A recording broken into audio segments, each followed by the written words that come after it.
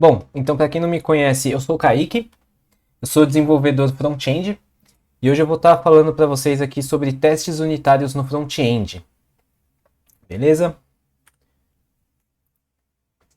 Então como vai funcionar essa talk? Ela vai ser constituída por duas partes, basicamente, né, por duas partes. Então vai ser a parte teórica, que vai ser essa que eu vou apresentar hoje agora. E vai ter uma outra parte que é a parte prática, tá? Onde a gente vai colocar a mão no código, vai ser 100% mão no código ali, e a gente vai testar uma aplicação do início ao fim. E aí, então, por causa disso, né, de a gente testar ela do início ao fim, ela vai ser dividida em algumas outras partes, né? Provavelmente umas 3 ou 4 partes, porque ela ficou um pouco extensa, né? Mas a gente vai ver bastante coisa, né? Então, por isso que ela tem todo esse tempo aí pra gente poder abordar tudo que a gente vai ver aqui na parte teórica. E quais são os meus objetivos com essa série de apresentações?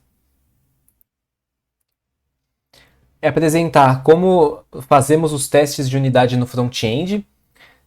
Então, apresentar aí para quem não é front-end, né, para quem é de outra área, como que nós fazemos os testes aqui, ou para quem realmente está começando, tá, e quer aprender sobre isso. Vamos explorar as ferramentas mais utilizadas, tá? E aqui a gente vai falar especificamente de testes unitários em uma aplicação React. E vamos explorar também o pensamento direcionado ao teste, beleza? E esses dois pontos aqui a gente vai exercitar um pouco mais na parte prática, beleza? Mas a gente vai ter alguma introdução, a gente vai ver alguns pontos aqui. E por fim, disponibilizar esse material como uma referência, né? Deixar aí para consulta, principalmente para quem está começando, né? Está começando a fazer testes agora, ou até mesmo para quem já faz testes há algum tempo, ficar como um material de referência aí para fazer possíveis consultas e quem sabe apresentar algum conceito novo aqui, beleza? E quais são as minhas expectativas? É que todos tenham um entendimento de como funcionam os testes no front-end, tá? Que todo mundo saia daqui com um entendimento mínimo, pelo menos, beleza? E que os front-ends eles consigam aplicar no dia a dia algum dos conceitos abordados aqui, beleza? Então, se algum front-end que estiver assistindo conseguir tirar algum proveito e aplicar alguma coisa que aprender aqui, para mim já vai ter valido a pena, tá? Então vamos lá, vamos começar do começo. O que é um teste? O teste ele é um processo ou uma rotina que visa garantir que a aplicação esteja funcionando da maneira que é esperado que ela funcione. Beleza? Simples assim. Então, se a gente tem lá uma aplicação, por exemplo, que é um botão, que quando a gente apertar nesse botão, ele precisa abrir um modal com uma imagem ou com um formulário.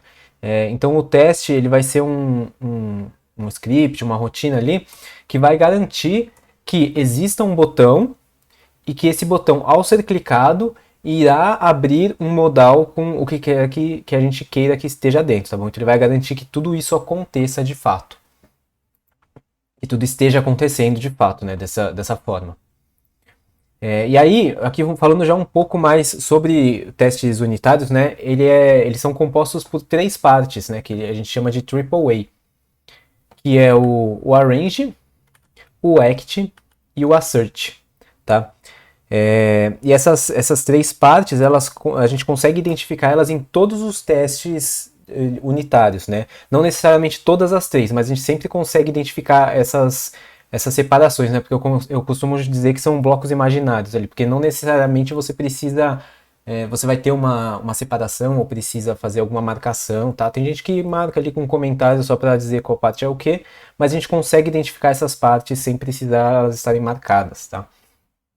Então eu trouxe uma imagem aqui para ilustrar como que é essas 3 partes. Então aqui a estrutura de teste a gente vai ver mais lá na parte prática, tá? Então describe vai ser basicamente a nossa suíte de teste e o it vai ser o teste em si, né?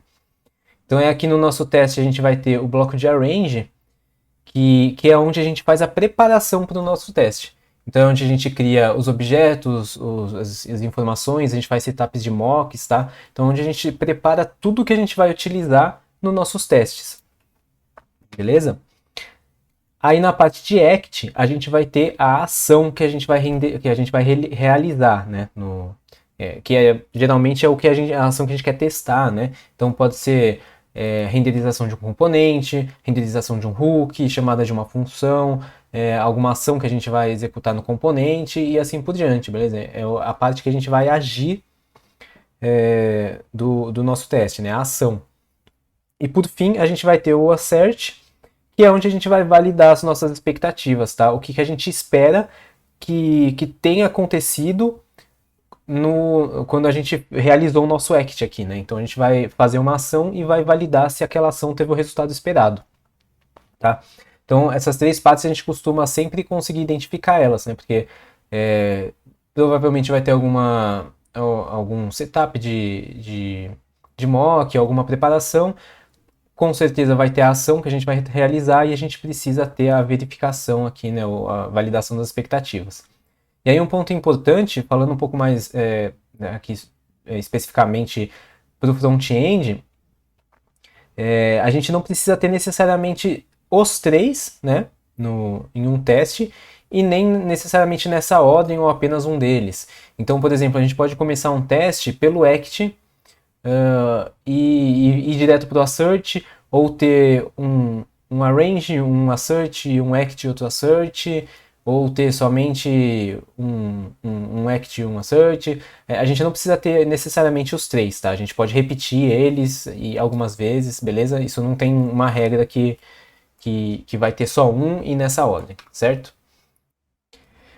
Então agora vamos ver quais são os tipos de teste que a gente tem, né? Aí aqui eu trouxe para vocês a famosa pirâmide de testes, tá? A maioria de vocês já deve ter visto ela por aí, bem famosa. E aí, aqui eu trouxe os três principais tipos que a gente tem de testes, né? Existem outros tipos também, tá? Alguns outros tipos a mais de teste, mas geralmente esses são os três mais utilizados. E aí aqui a gente vai ter a pirâmide, né? E a gente vai ter umas setinhas aqui que indicam que quanto mais para baixo da pirâmide, né? Mais para a base, os testes eles vão ser mais rápidos, né? Quando eles rodarem, eles vão rodar mais rápido e vão ser mais barato. O custo deles vai ser menor.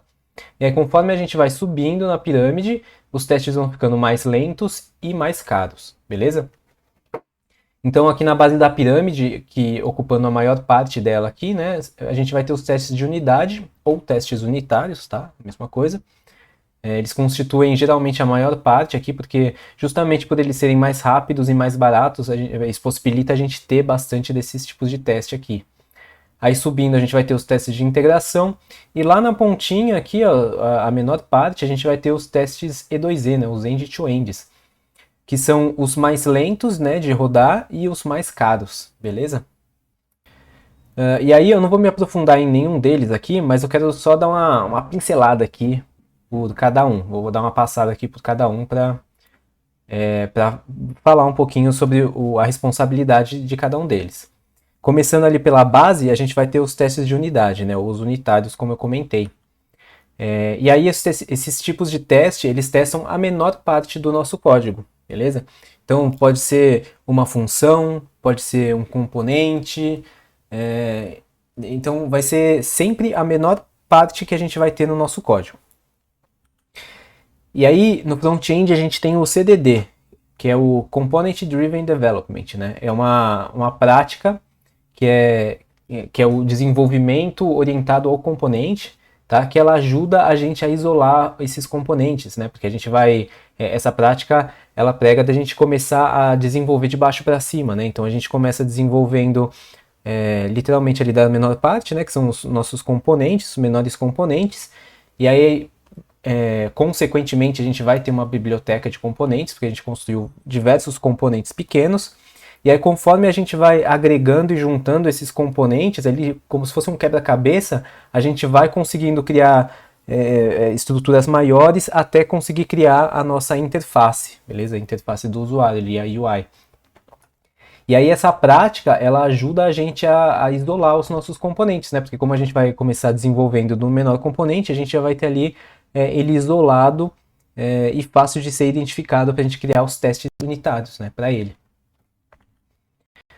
E os testes de unidade, eles abrangem tanto o caminho feliz quanto o caminho alternativo. O que isso significa?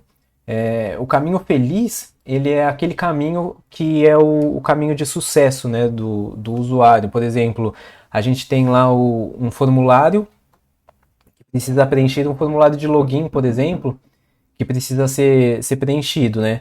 Então o usuário vai preencher o username, a senha, e vai clicar no botão e vai conseguir logar. Esse é o caminho feliz. O caminho alternativo é quando acontece algum previsto ali no meio do caminho, né? Então, vamos supor que ele digita uma senha errada.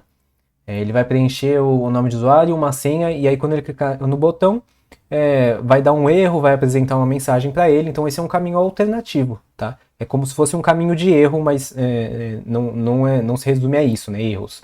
São caminhos alternativos aos caminhos felizes, né? De sucesso. Então, os testes de unidade, eles vão testar todos, absolutamente, eles devem testar todos os caminhos possíveis para o componente. Beleza? E aí, como eu mostrei ali, né, eles são os mais rápidos e os mais baratos. E aí, para ilustrar o CDD aqui, eu trouxe um gifzinho que ele mostra aqui, né, como que funciona como que funciona o CDD, né? Então deixa ele voltar aqui, ó. Então a gente começa desenvolvendo a menor parte, né, pequenas partes, e aí a gente consequentemente tem uma biblioteca de componentes, e aí com elas a gente consegue juntar e formar uma interface usável, né? Então de novo, ó, pequenas partes, a gente tem diversas pequenas partes prontas, a gente junta elas até formarem alguma interface usável, beleza? E aí seguindo aqui a gente vai ter os testes de integração.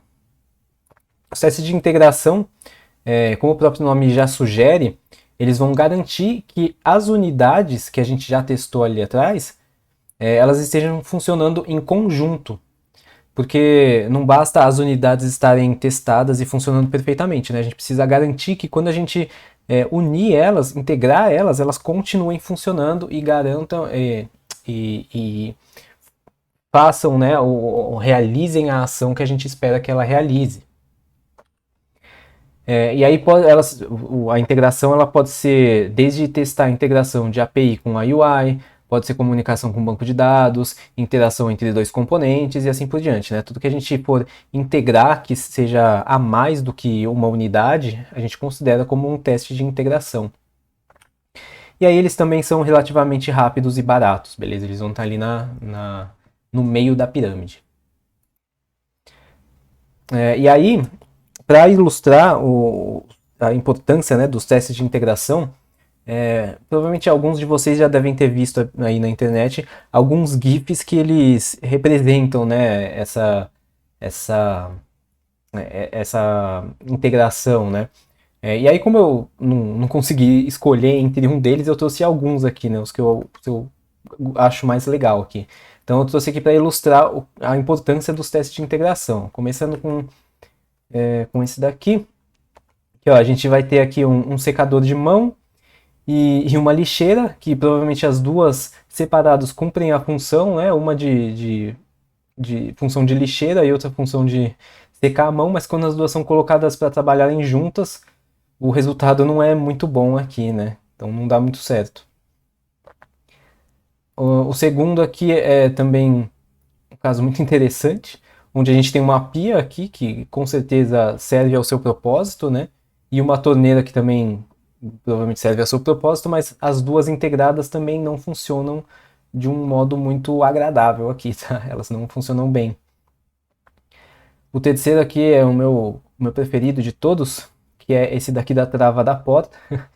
Então a gente tem uma trava aqui, ó, uma trava bem robusta para uma porta também.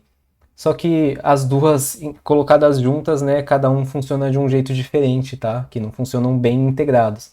Então, com certeza, a gente pode ter testes unitários, né, garantindo que essa fechadura, por exemplo, funcione perfeitamente, trave bem uma porta e que a porta também cumpra todos os seus casos de uso, todas as suas funcionalidades, mas as duas colocadas juntas aqui, elas não funcionam bem, tá? Umas não integram bem uma com a outra. E por último aqui, duas portas aqui com sensor de proximidade. Aqui, as duas cumprem o seu papel, beleza? Uma com uma cancela, outra que é uma porta. Mas também colocados juntos aqui, uma interfere no trabalho da outra e a funcionalidade não, não fica muito bem. Beleza? Então aqui exemplifica bem qual é a importância da gente realizar testes de integração. Talvez se tivessem sido realizados os testes integrados de todos esses casos aqui, não tivessem acontecido esses erros, certo? E aí vamos para o nosso último tipo de teste aqui, né, da nossa pirâmide lá, que são os testes end-to-end, tá? Que são os nossos testes de ponta a ponta, ou E2E, ou testes de regressão, ou ainda testes automatizados, beleza? Esses caras aqui têm vários nomes. Então, qual que é a função dele, a principal função dos testes end-to-end, né? É testar o fluxo da aplicação do início ao fim, tá? Então aqui a gente vai ter a gente vai ter testes de funcionalidades inteiras, beleza? Começando lá desde da ponta, né, do comecinho, até a realização com sucesso dessa funcionalidade, tá? Então pode ser, por exemplo, ali um formulário de login, vai ser desde dele acessando a página de login, preenchendo os dados, clicando no botão até o login ser realizado, ou até mesmo numa página de e-commerce, né? Se a gente for fazer um teste end-to-end para a funcionalidade de checkout, então vai ser desde lá ele vai realizar o teste lá desde colocando produtos no carrinho, acessando o carrinho, confirmando a compra, né, indo para a página de checkout, preenchendo todos os dados até finalmente concluir a compra com sucesso, tá? Então esses testes eles vão geralmente, né, eles têm a ideia de garantir que o core da aplicação esteja funcionando, tá? Que as funcionalidades principais estejam de fato funcionando como deveriam. E aí, nos testes end-to-end, a gente vai ter os cenários com as histórias de usuário, né? Que geralmente elas são escritas usando o BDD, né? Que é o Behavior Driven Development, tá? Que não sei se todo mundo já viu, mas é aquele, fazendo uma explicação aqui bem rasa, né? Que é aquela escrita com o given, when, then, né? Então é aquela estrutura de dado que eu tenho algum cenário, quando eu realizar alguma ação, eu espero que tenha acontecido alguma coisa, certo? Então essas histórias de usuário é justamente para ilustrar todo esse fluxo que vai ser executado, né? Então é literalmente uma história que o usuário vai percorrer ali na nossa aplicação.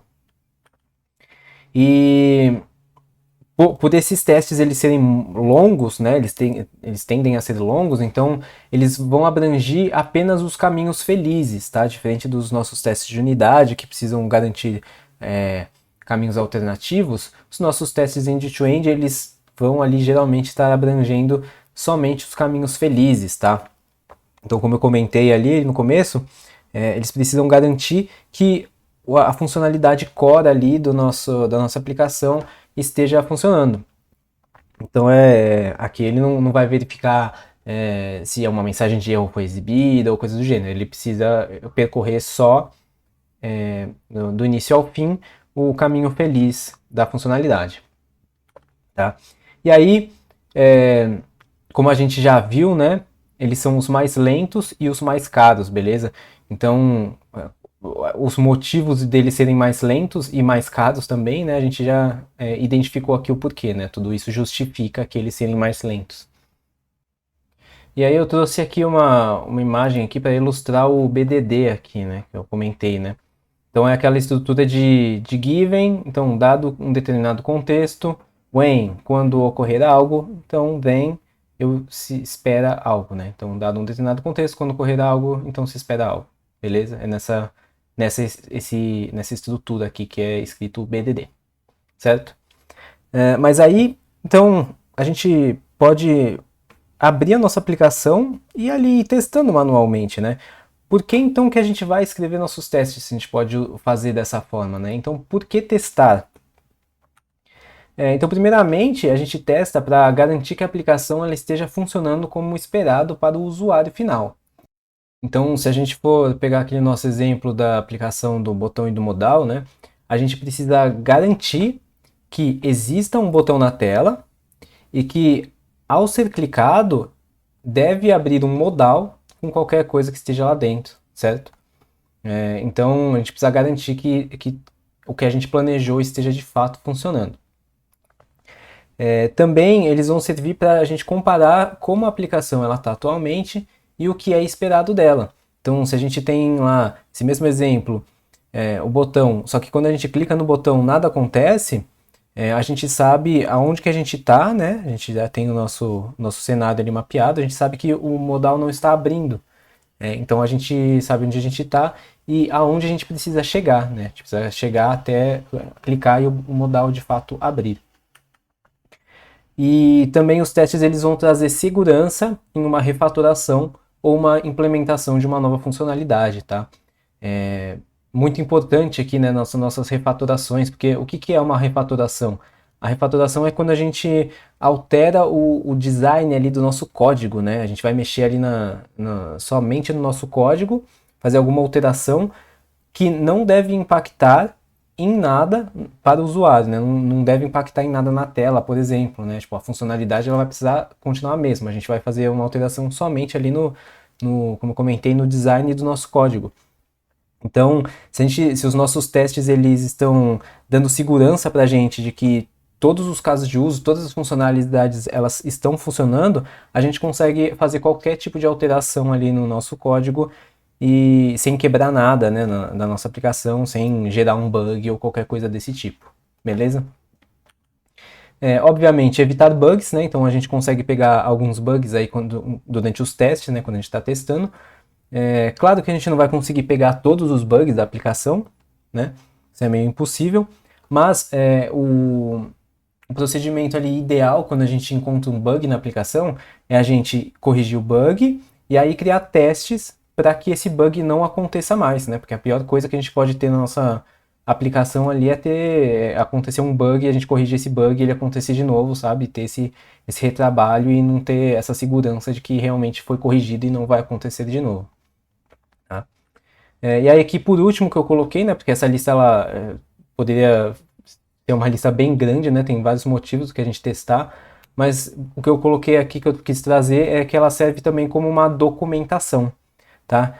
Então, se a gente tem os nossos cenários de teste ali todos bem escritos, né? Tudo que na descrição dos nossos testes, tudo que ele vai realizar, né? Da funcionalidade, né? A gente consegue saber tudo de fato, todas as funcionalidades que vai ter na aplicação, né? E aí até falando de experiência pessoal, já perdi a conta de quantos projetos, de quantos repositórios que eu abri sem ter ideia do que encontrar no código, e aí primeiro abrir os testes, dar uma olhada ali nas descrições dos testes e o que eles fazem ali, e aí ter uma ideia do que eu podia esperar do código, né? Saber o que ia acontecer e o que eles poderiam fazer. Tá? Então eles servem tanto a descrição, né, em si do teste, quanto se ele for bem escrito e legível, ali a gente consegue ter uma ideia de tudo que é para fazer, tá? Porque é bem normal a gente ter, às vezes, aplicações grandes ou até pequenas, né? Sem ter tipo, uma documentação ali no início do projeto, né? De tudo que a gente espera fazer e tal, isso aí desenvolvendo sem ter essa documentação, né? E aí o teste ele vai pelo menos servir para esse tipo de coisa, né? Quando a gente não tiver uma dúvida do que deveria estar acontecendo, se aquele comportamento é esperado ou não, a gente vai no teste e vê lá, né? Se a gente tem essa garantia aí de que vai precisar ter essa funcionalidade ou não, beleza? Então, show, a gente já sabe por que a gente deve testar, né? Mas aí surge, a gente começa então a querer testar e aí surgem as primeiras dúvidas, né? Então principalmente de quem está começando, aí é muito normal ter esse tipo de dúvida, que é o que testar, né? Então a gente abre lá a nossa base de código lá no front-end, a gente vai ver arquivos, a gente vai ver folhas de estilo, a gente vai ver hooks, contextos, utilitários, vai ver um monte de coisa, mas o que a gente precisa testar ali da nossa aplicação, né?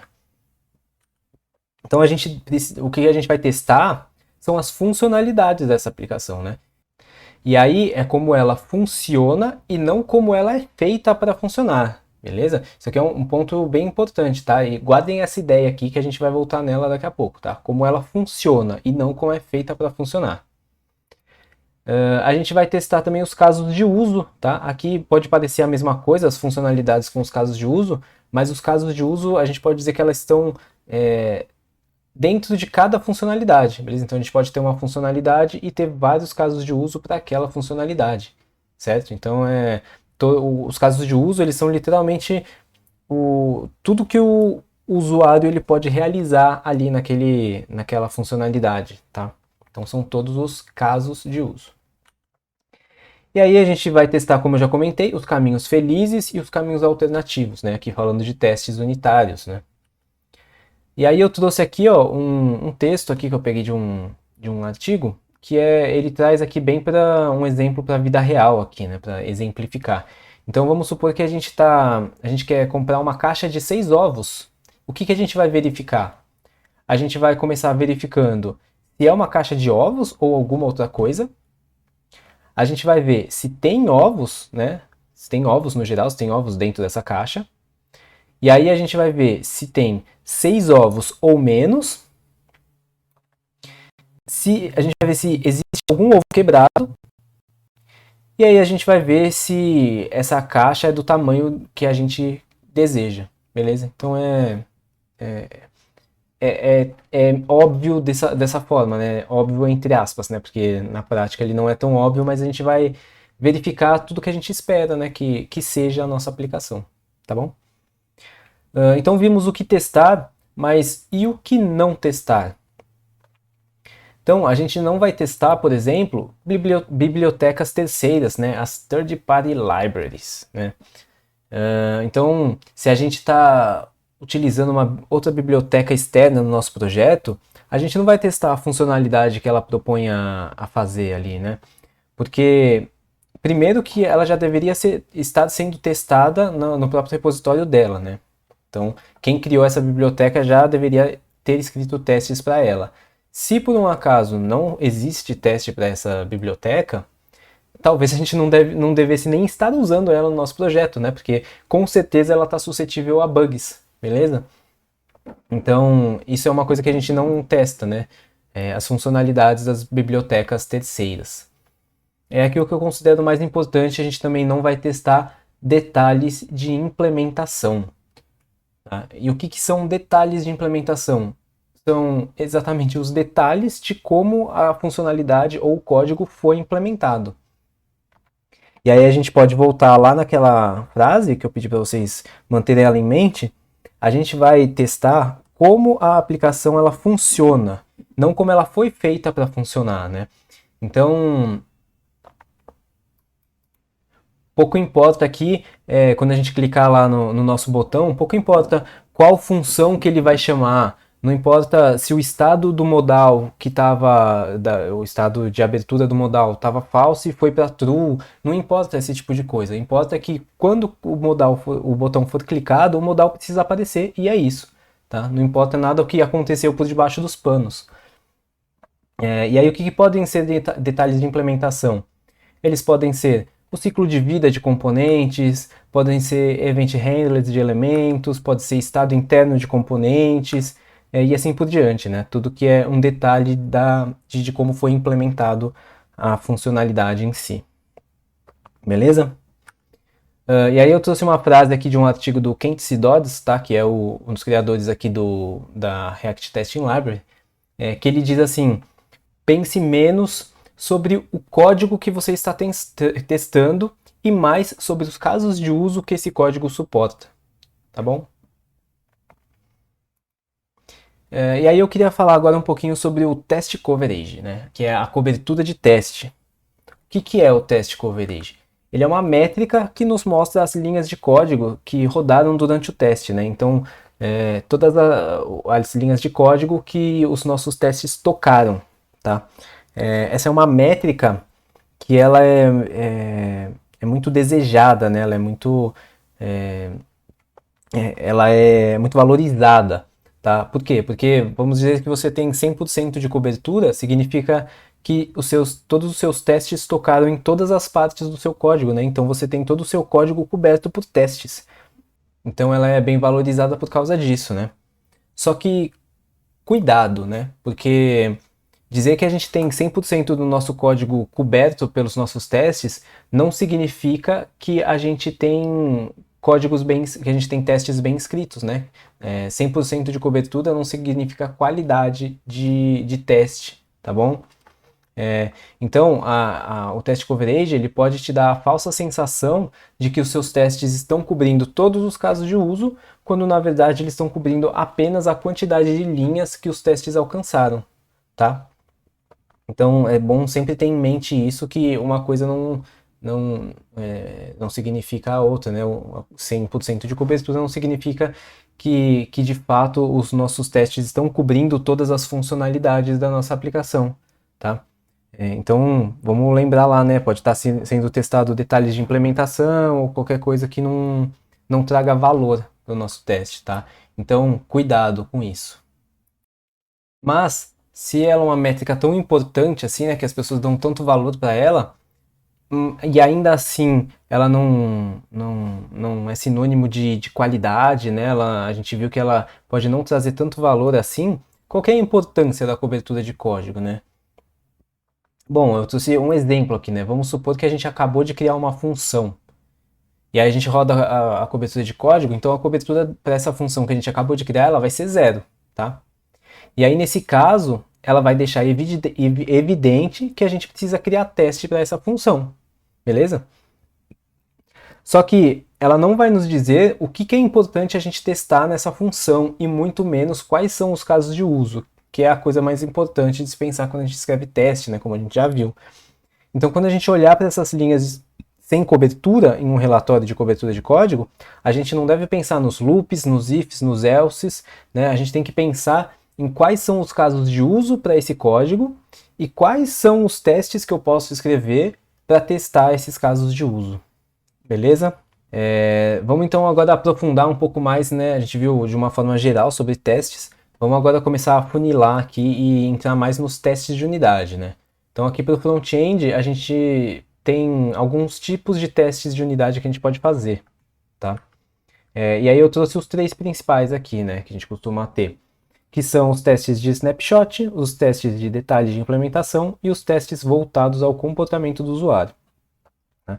Mais uma vez, eu não vou me aprofundar muito em nenhum deles, tá? Mas eu quero passar por cima aqui e dar uma pincelada em cada um aqui para mostrar para vocês. Começando ali pelos testes de snapshot. Então, os testes de snapshot, eles mantêm um snapshot, né? Que é basicamente ali uma foto do componente desde o último teste e compara com ele atualmente. Então a gente vai ter lá uma foto do nosso componente, né, do código do nosso componente, e aí a gente vai realizar alguma ação e vai ver como que ficou o estado, né, como que ficou o código desse componente após ter realizado essa ação, beleza? Então vai ser basicamente ali diffs, né, uma comparação de código, como ficou, até trouxe uma imagem ali depois para mostrar para vocês. E qual que é a vantagem desse tipo de teste? Que ele é fácil de entender e é fácil de escrever, tá? E aí, desvantagem dele é que ele vai mostrar apenas o que mudou no componente desde o último teste, tá? E aí esse tipo de teste, ele traz uma baixa manutabilidade, beleza? Porque aí qualquer coisa que você alterar no seu teste, se você colocar um ponto e vírgula a mais, se você mudar qualquer coisa pequena, o seu teste vai quebrar, e ele não deveria quebrar, né? Se for alguma coisa ali, que nem a gente comentou de refatoração, alguma coisa que não vai implicar na alteração da funcionalidade, ele não deveria quebrar, mas esse tipo de teste ele sempre vai quebrar. Tá? E aí eu trouxe aqui uma imagenzinha aqui, ó, que ele vai basicamente mostrar diffs aqui, né? De como estava e como ficou, beleza? E aí a gente vai ter os nossos testes de detalhes de implementação também. Então esse tipo de teste ele vai mostrar os detalhes de como o nosso componente ele está sendo implementado, tá? Como a gente já comentou ali atrás. A vantagem desse tipo de teste é que ela é fácil de pensar em como escrever o teste, porque a gente já sabe como o código está escrito, beleza? Levando em conta que foi a gente que escreveu, né, o código, claro. Porque a gente sabe como a gente escreveu ele, né? Então a gente sabe como que ele vai funcionar e como ele está implementado. A desvantagem é que ele não testa os casos de uso. E aí é fácil a gente ter falsos positivos ou falsos negativos, tá bom? E aí, para ilustrar, eu trouxe aqui um exemplo, tá? Que eu vou explicar ele aqui rapidinho para vocês. Não vou entrar em muitos detalhes aqui de código nem nada, mas é um exemplo que ele é um exemplo óbvio que ele exemplifica bem essa falha que a gente tem, né, no fazendo teste de detalhe de implementação, o que ele pode causar para a gente, tá? Então vou explicar aqui rapidinho, ó. É um componente de classe, então aí eles devem estar pensando, um componente antigo, mas eu trouxe ele porque realmente ele é fácil de entender aqui, tá? De a gente visualizar o cenário. Então a gente vai ter um componente que o nome dele é counter, beleza? Um componente que é counter. E esse componente ele vai ter um estado que chama count e inicia em 0, beleza? Então um estado chamado count inicia em 0. Esse componente ele vai ter uma função também que chama increment. E o que essa função vai fazer? Ela vai chamar o setState para o nosso count e vai colocar o valor atual dele mais 1.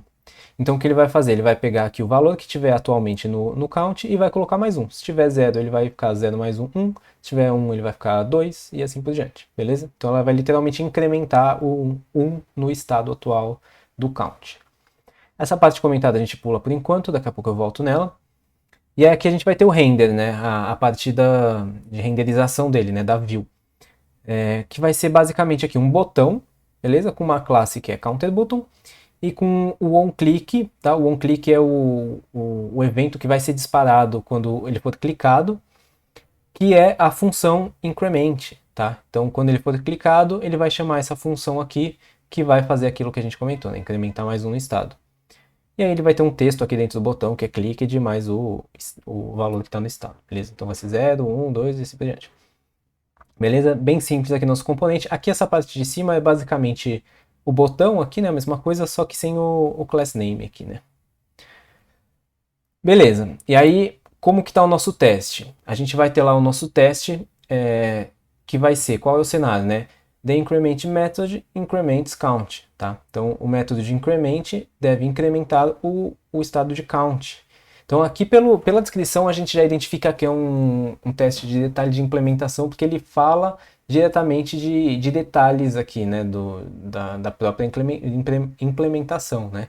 Que é o nome de função, estado, fala sobre esse tipo de coisa. Então, a gente já sabe que é sobre isso, tá? E aí o que ele vai fazer aqui? Ele vai montar o nosso componente, né, o componente de counter, e aí ele vai basicamente dizer que esse componente ele chama wrapper, tá?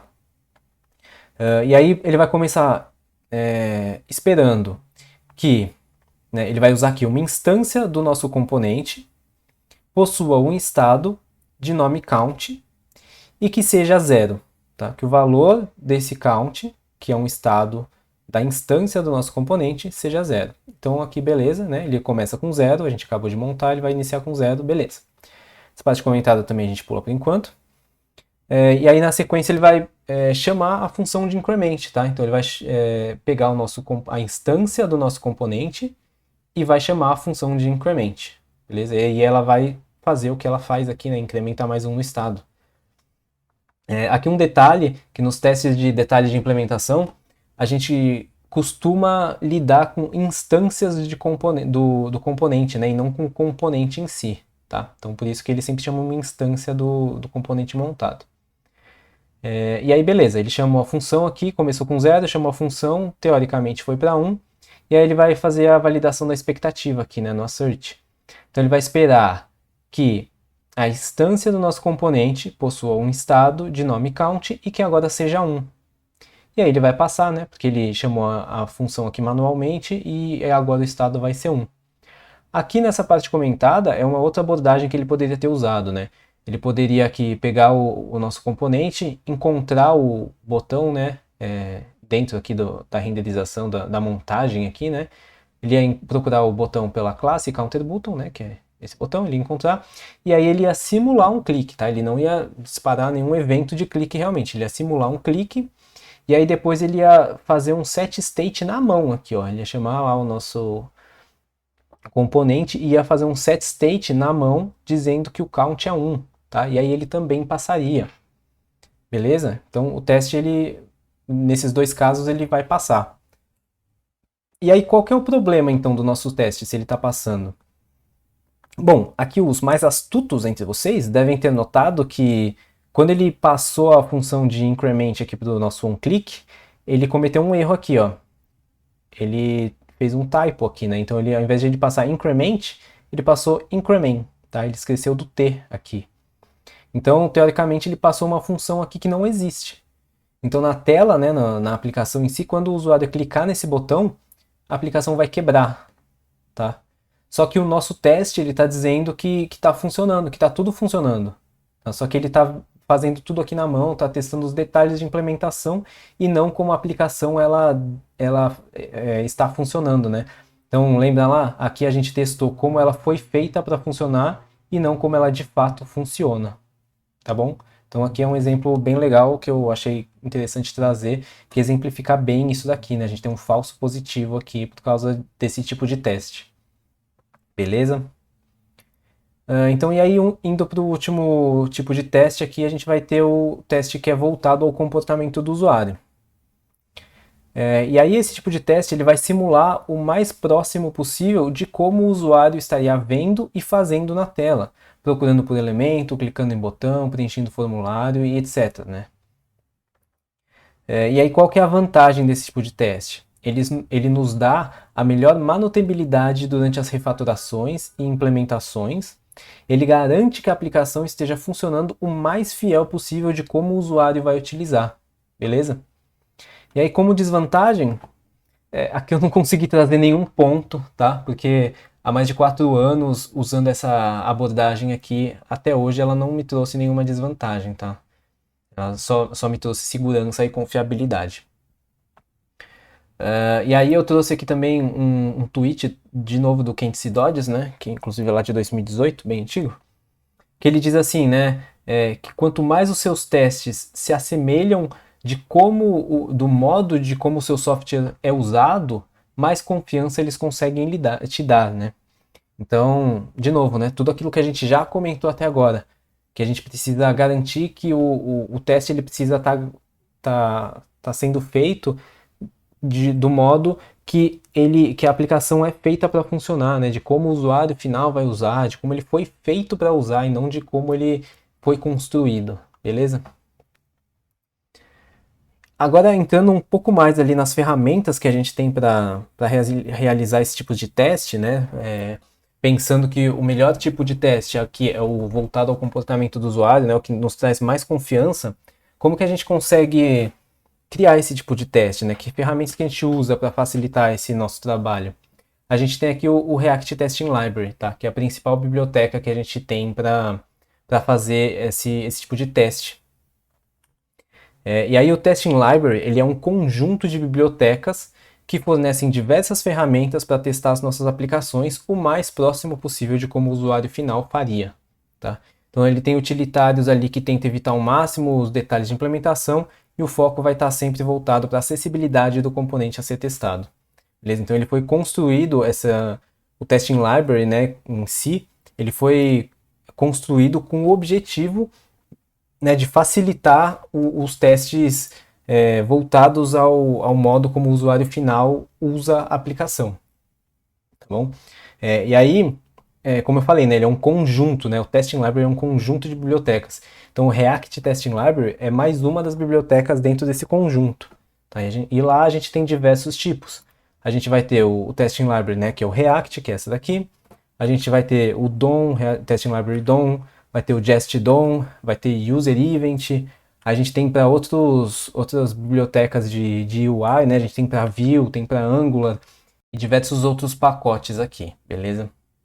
E aí eu trouxe aqui da própria documentação do React Testing Library, tá? Eu trouxe um print aqui, onde eles têm um guia de princípios, tá? Que eles seguem, né, aqui. Então eu até fiz uma tradução livre aqui para ficar mais fácil de entender, tá? Então é o guia de princípios que eles têm, né? Então que eles dizem lá: quanto mais seus testes se assemelham com o modo que a sua aplicação é utilizada, maior confiança eles poderão te dar. Tá? Nós tentamos expor somente métodos utilitários que encorajem a escrever testes que mais se assemelham em como a sua página é usada. Utilitários são incluídos nesse projeto seguindo os seguintes princípios. Primeiro, se estamos renderizando componentes, então devemos lidar com nós da DOM, ao invés de instâncias de componentes. Tá? Então, como a gente viu lá nos detalhes de implementação, que ele lida com instâncias do componente. E aqui, quando ele fala de nós da DOM, o que são os nós da DOM? A DOM, para quem não sabe, é o Document Object Model, né? Que é, basicamente o HTML, né? Se a gente está na nossa página lá na web e abre o DevTools, aperta F12, ele abre o DevTools e vê aquele monte de código, de tags, HTML, aquela é a nossa DOM, né? A nossa árvore de elementos, né? Que constroem a nossa página. Então aquela é a DOM. E nós da DOM, os nós são cada uma dessas tags, né? Cada uma desses elementos na nossa DOM.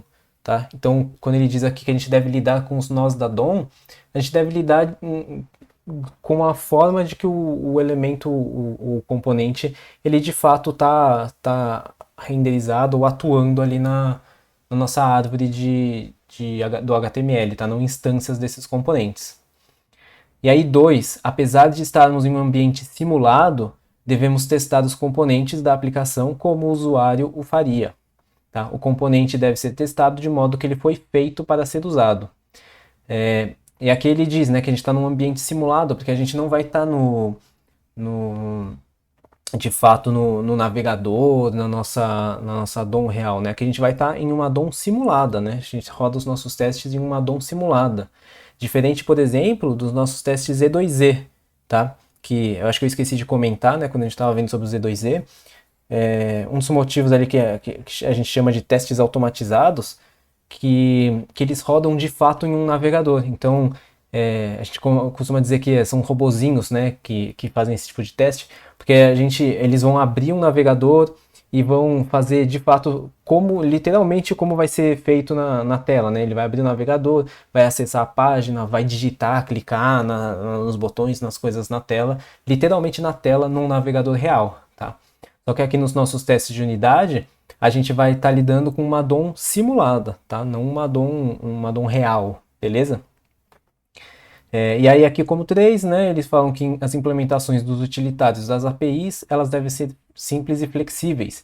E aí no final do dia, o que nós queremos é que essa biblioteca seja leve, simples e compreensível, tá? Então, eles tentam fazer tudo isso, encorajar que eles fornecem métodos que a gente utilize para conseguir testar a nossa aplicação da forma como o usuário faria, né? Tipo, métodos simples e tentam ser sempre intuitivos, tá? De modo que a gente consiga fazer esse tipo de teste de uma forma bem intuitiva.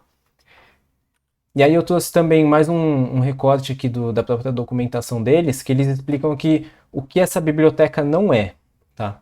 Então ela, primeiro de tudo, ela não é um test runner ou um framework de teste, né? E aí, 2 aqui, ele diz que ela não é específica para um framework, beleza? Apesar de eles mesmos recomendarem utilizar o Jest, tá? Você pode usar qualquer um da sua preferência, junto com o React Testing Library, beleza? E aqui uma nota que eles colocam aqui que o React Testing Library ele é construído em cima da DOM Testing Library, que é onde acontece ali a mágica, vamos dizer assim, por trás dos panos, beleza? Então é ela que vai lidar com todos os componentes ali na nossa DOM simulada, os nossos elementos na nossa DOM simulada. Tá? E o que aqui ele fala que não é um test runner. O que é um test runner? O test runner é o ambiente onde os testes vão rodar, beleza? E o React Testing Library não é isso, tá? E aí aqui, quando a gente fala de testar a DOM, né, como eu comentei, a gente não está falando da DOM real, né, do navegador, pois aqui a gente está num ambiente simulado, e esse ambiente ele é simulado pela JSDOM, tá? E essa JSDOM, por sua vez, ela é provida por default pelo Jest, tá? Então é essa biblioteca aqui, JSDOM, que vai simular a nossa DOM, tá? E o DOM Test Library aqui, ela vai conseguir lidar com a JSDOM para pegar elementos, etc. Beleza? Então, por default, se a gente, como ele diz aqui, né, a gente pode usar qualquer outro framework de teste que não seja o Jest. Só que aí provavelmente a gente vai ter que fazer instalar algumas libs a mais aqui, porque o Jest ele já fornece a JSDOM. Mas e o que é o Jest? O Jest, sim, ele é um test runner, né? Ou um framework de teste, que ele é usado pelo React. Como a gente comentou, não só por ele. Ele é o ambiente onde os testes vão rodar, tá bom? Então, ele é uma outra biblioteca, né? Justamente por ser um framework, né? Ele sim é um test runner, né? Onde o RTL vai rodar. E aí ele vai permitir que a gente consiga acessar a DOM via JS-DOM, tá? Que basicamente é um navegador, como a gente viu ali no outro slide. E aí o Jest ele fornece diversos métodos de mock, de spies, de stubs, utilitários, matchers e toda a estrutura que a gente precisa para montar os nossos testes, tá? Tudo isso vai ser fornecido pelo Jest. Então, a partir do momento que a gente escreve lá o describe, o it, o expect, tá? Tudo isso é do próprio Jest, tá bom? E aqui a gente falou sobre mock, spy, stub, mas o que são essas coisas, né? Então eu trouxe aqui, para finalizar, eu trouxe aqui um pouco sobre esses conceitos, né? Vou falar um pouquinho sobre eles. Então quando a gente começa a pensar um pouco mais em como e o que testar, a gente percebe que os nossos testes, eles podem acessar APIs, eles podem consultar banco de dados, eles podem fazer requisições externas, etc, tá? Mas quando a gente está falando de testes de unidade, aqui a gente não tem a necessidade e a gente nem deve fazer todas essas conexões, né? A gente quer que como um componente isolado, ele consegue lidar da forma que deveria com as informações que a gente passa para ele, tá bom? Ele não tem que acessar nada externo.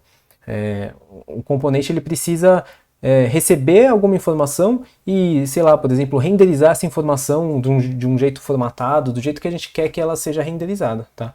Então ela não deve fazer acessar nada externo, fazer nenhuma conexão externa, beleza? E aí como que a gente faz isso, né? A gente tem os testes double, tá? E o que são os testes double? Os testes double, ele é qualquer objeto que finge ser qualquer outro objeto para fins de teste, beleza? Pode ser confuso ou pode parecer até meio besta, mas é literalmente isso. É um objeto falso que vai fingir ser qualquer outro tipo de objeto só para a gente poder testar, tá bom? Esse termo test double ele foi criado pelo Gerard Meszaros, tá? Que ele é um escritor, ele escreveu alguns livros aí um pouco mais antigos sobre testes. E ele dividiu os testes double em 5 categorias, que são os mocks, os stubs, os fakes, os spies e os dummies, tá? Aqui, pelo menos para o front-end, o que a gente mais utiliza são os mocks, os stubs e os spies, tá? São os que a gente mais vê ali na prática. E aí, então, o que é um mock? O mock ele é uma cópia falsa, né? O mais comum que a gente costuma ver por aí, a maioria já deve conhecer. Então, o mock é uma cópia falsa simulada de algum objeto, tá? Ele é basicamente um objeto falso. Então, se a gente faz uma requisição e espera receber um objeto ali com algumas informações, a gente pode criar um objeto falso e isso vai ser um mock do nosso objeto real, né? E aí a gente tem o stub, que é uma estrutura falsa com um comportamento pré-determinado. Então ele é basicamente um mock de uma requisição ou acesso a um serviço externo. Então se a gente faz uma requisição para API, a gente não deve, né? Como a gente viu, a gente não deve fazer esse tipo de requisição externa. Então a gente vai criar uma requisição falsa, né? A gente vai mocar essa requisição, ou seja, a gente vai criar um stub dessa requisição, né? Ou como alguns costumam dizer, a gente vai stubbear essa requisição, tá? E aqui a gente fala que é uma estrutura falsa, porque vai ser uma requisição falsa, com um comportamento pré-determinado, porque a gente vai dizer o que vai acontecer no final, né? A gente vai determinar se vai ter sucesso ou não e o que vai ter trazido ou não, né? Entre aspas, do back-end, porque ela não vai chegar nem lá no back-end ou qualquer outro lugar que ela vai acessar, tá bom? E aí, por fim, o spy, ele é um stub que guarda algum tipo de informação. Ele observa a função, validando a quantidade de vezes que ela foi chamada, com qual parâmetro, qual resultado ela retornou, etc, né? Então o spy ele é literalmente um espião do stub, tá? Ele vai ficar vigiando o stub, e quando o stub acontecer, ele vai reunir informações de tudo como que aconteceu, né? Aqui como a gente viu, né? Quantas vezes foi chamado, parâmetros, etc, tá? Então ele que vai trazer essas informações pra gente. Beleza? Então, é isso, tá bom? Mas não é só isso, porque a gente tem ainda a parte prática, beleza? Aqui eu quis apresentar alguns conceitos, né, os principais conceitos para vocês. E só que aí na parte prática a gente vai tentar aplicar tudo isso que a gente viu aqui, literalmente na prática, né? Então, espero que tenha clareado a mente aí principalmente de quem está começando, ou de quem ainda não entendia algum conceito, ou não consegui me aprofundar em nenhum aspecto aqui, tá? Quis literalmente trazer aqui a base e um geral, fazer um overview aqui sobre testes e testes unitários, né? Mais especificamente. E espero que tenha clareado aí alguns pontos e agregado algum valor aí, beleza? Vou deixar aqui o link pro meu LinkedIn, tá? Uma foto aqui bem bonita minha, que eu achei bem conceitual. Então tem o link aqui pro meu LinkedIn, quem quiser seguir lá, fica à vontade. Quiser mandar uma mensagem, conversar, tirar alguma dúvida, tô sempre por lá, sempre aberto a receber mensagens ali, trocar uma ideia, tá bom? E se tiverem algumas perguntas, né, como eu comentei, só mandar lá. E por fim, aqui no último slide eu deixei alguns links de referência que eu utilizei para criar esses slides aqui, tá bom? Beleza? Espero que tenha agregado aí algum valor para vocês e muito obrigado. E até mais.